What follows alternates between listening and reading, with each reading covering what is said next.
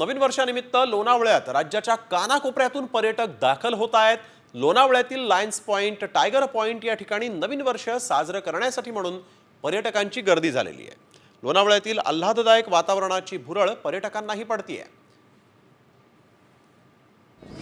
यावेळेस लोणावळ्यातील टायगर पॉइंटहून आढावा घेतला आमचे प्रतिनिधी दिलीप कांबळे यांनी।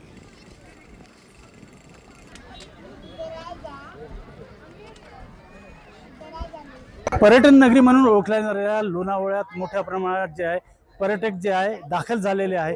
नवीन वर्षाचं स्वागत करण्यासाठी आणि सरत्या वर्षाला निरोप देण्यासाठी आपण बघसान राज्याच्या कानाकोपऱ्यातून जे पर्यटक आहे या मावळमध्ये दाखल झालेले आहेत। ही आपण आहे लोणावळ्याच्या या टायगर पॉइंट वरती।